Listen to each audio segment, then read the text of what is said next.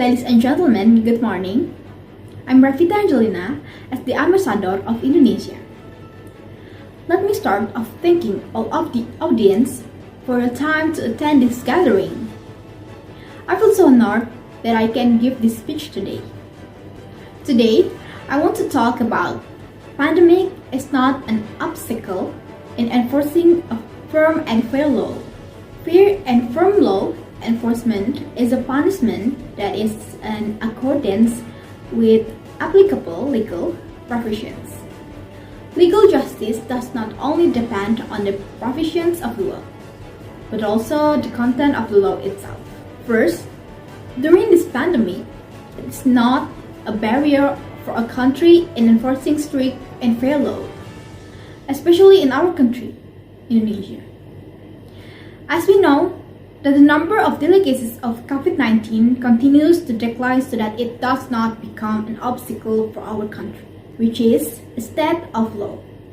From not carrying out fair and firm law enforcement to its people, especially if there are cases involving one or more people that require the resolution of problems in court. The trial can be carried out with strict health protocols for the people involved in the trial, such as plaintiff, lawyers, witnesses, judges, and the other people in the room. Second, discussing the trial, there must be witnesses. Based on the Criminal Procedure Code, a witness is a person who can provide information for the purposes of investigations, closure, and a trial, recording a criminal case which he has heard, seen, and experienced. Some of the things above are statements that explain why the pandemic is not a barrier for the Indonesian state to enforce strict and fair laws, especially for its people. Aku bingung gimana caranya hakim buat keputusan A 10 tahun, B 40 tahun. Ya karena Undang-Undang Dasar 1945 yang udah jadi tolak ukur, iya kan? Berarti bukan sesukanan semua hakim. Hah? Bercanda kali ini ya. Ya enggak dong, kan Undang-Undang Dasar 1945 itu udah ditetapin, udah dilegitimasiin, udah nggak bisa diubah-ubah lagi karena di situ tuh ada dasar dan tujuan negara, udah nggak bisa diubah lagi dong.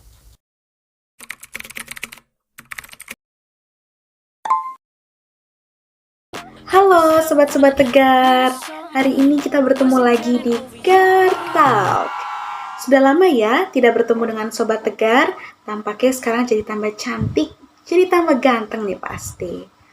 Oke, tidak perlu berlama-lama lagi, aku basa-basinya, nanti pastinya kalian akan semakin penasaran dengan topik yang akan kita bahas pada hari ini. Akhir-akhir ini, isu pertumbuhan penduduk, pergaulan bebas dan ekonomi sedang menjadi perhatian banyak orang di masa pandemi COVID-19 ini. Sobat Tegar pasti sudah tahu lah ya, sudah 3 tahun kita melakukan semua kegiatan secara terbatas. Tentunya hal tersebut membuat kita merasa kurang leluasa. Segala komunikasi dengan teman kita pastinya akan terasa sangat terbatas ya selama 3 tahun ini.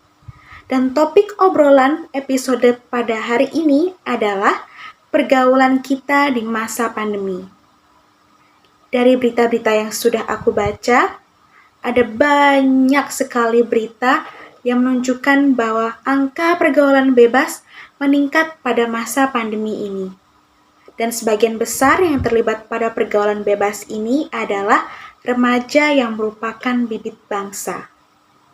Hal ini sudah pastinya akan menimbulkan konflik, menimbulkan permasalahan bagi diri sendiri dan juga sesama. Satu pertanyaan untuk Sobat Tegar. Apakah dampak dari konflik pergaulan bebas ini dapat diselesaikan? Menurut saya sendiri, dampak dari konflik pergaulan bebas ini dapat diselesaikan. Beberapa di antaranya memilih untuk menikah dini dan juga lain sebagainya. Tetapi pernikahan dini sangat tidak disarankan, bahkan sebaiknya dijauhi lah ya, karena dengan kurangnya pengetahuan dan juga skill mengenai pernikahan, mengenai keluarga, anak, penyelesaian masalah, dan juga perekonomian keluarga. Akan ada kasus KDRT atau kekerasan dalam rumah tangga yang ujung-ujungnya akan memakan korban dan juga perceraian. Kita berada di umur remaja yang hendak beranjak dewasa, sehingga kita harus menggunakan kesempatan ini untuk bersenang-senang, untuk memperluas pertemanan kita, untuk mencari pergaulan yang aman dan juga nyaman. Masa remaja hanya terjadi sekali dalam seumur hidup, seperti judul lagu Hi-Fi, Remaja. Boleh dimabuk asmara, namun jangan sampai jatuh ke dalam lembah hitam. Buatlah kenangan baik di masa remaja ini yang akan teringat sampai kita tua nanti. Sekali lagi, jauhilah pergaulan bebas. Say no to pergaulan bebas. Oh iya, kalian ingat kan? Aku pernah janji untuk membuat satu episode spesial ya untuk ngobrol-ngobrol dengan Sobat Tegar. Pastinya ingatlah ya. Nah, ini adalah satu Sobat Tegar yang sudah nunggu ini. Pastinya dia akan menemani aku hari ini untuk membahas topik pada hari ini. Hai. Halo Kak Nigar dan Sobat Tegar yang lainnya. Asik, sekarang orangnya sudah bergabung nih dengan kita. Boleh nih, kenalin diri dulu dong ke Sobat-Sobat Tegar. Kenalin, nama aku Veronica, biasa dipanggil Vero. FYI, aku tuh udah ngikutin Gartalk dari tahun 2017. Jadi tuh aku seneng banget bisa dapat kesempatan untuk ngobrol langsung sama Kak Nigar dan Sobat-Sobat Tegar lainnya. Panggil Nigar aja nggak apa-apa kok, Vero. Kita seumuran kok. Kamu 17 tahun juga kan? Iya Kak, Nigar. Iya, oke, nggak apa-apa. Oke, Ver. Kamu sekarang lagi ngikutin isu pertumbuhan penduduk di Indonesia nggak nih kira-kira? Iya Nigar, aku lagi ngikutin sih. Oke, boleh dong dijelasin ke Sobat Tegar yang lainnya kira-kira yang kamu tahu tentang isu pertumbuhan penduduk di Indonesia ini apa aja? Boleh. Halo Sobat Tegar, di YouTube Kak Nigar kali ini biar aku yang bajak dulu ya. Oke, aku langsung masuk aja deh ya ke materi.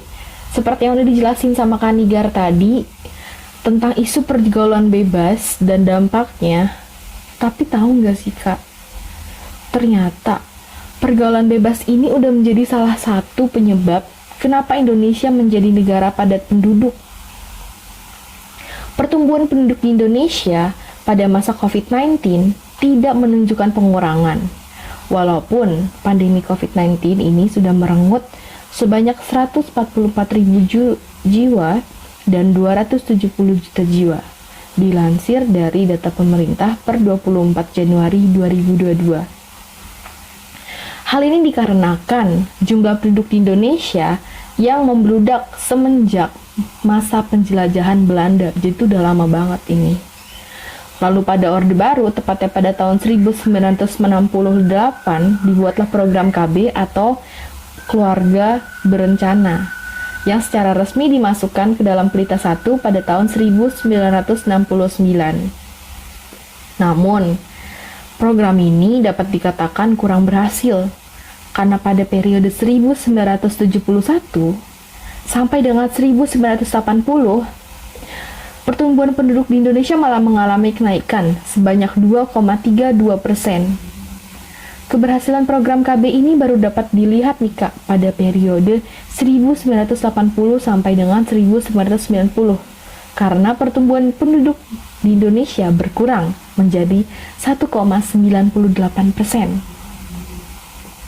Walaupun gak jauh rentangnya, namun ini juga bisa dikatakan sebuah keberhasilan kecil bagi bangsa Indonesia dan pemerintah.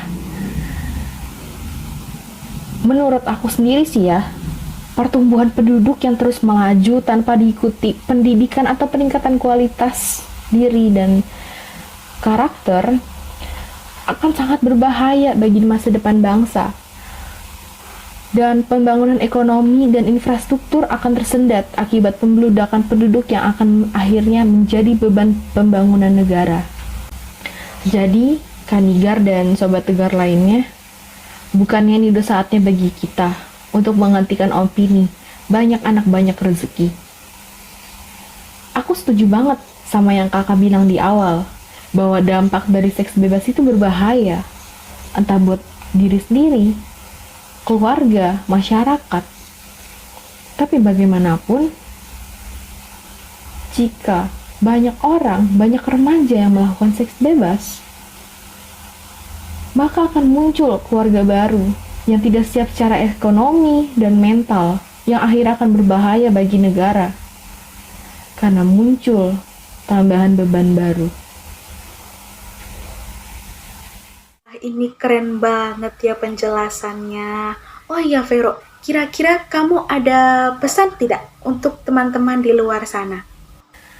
Ada kak, pesan aku buat diri sendiri, buat orang lain, buat para sobat tegar lainnya, buat kita semua lah intinya. Jika belum siap disebut mama, dan belum siap menjadi seorang guru bagi anak, jauhilah seks bebas, jauhilah pergaulan bebas. Isilah waktu dengan kegiatan positif dan bermakna. Dan jangan lupa untuk meningkatkan kualitas diri, daripada merusak masa depan diri dan bangsa. Wah, pesannya sangat berarti ya untuk kita semua. Oh iya, terima kasih ya Vero untuk hari ini karena sudah mau ngobrol bareng-bareng sama aku dan juga sobat tegar yang lain. Harusnya aku sih kak yang ngucapin terima kasih. Udah dikasih kesempatan untuk ngobrol-ngobrol bareng kakak, bareng temen-temen.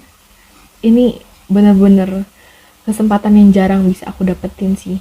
Terima kasih banyak sih kak.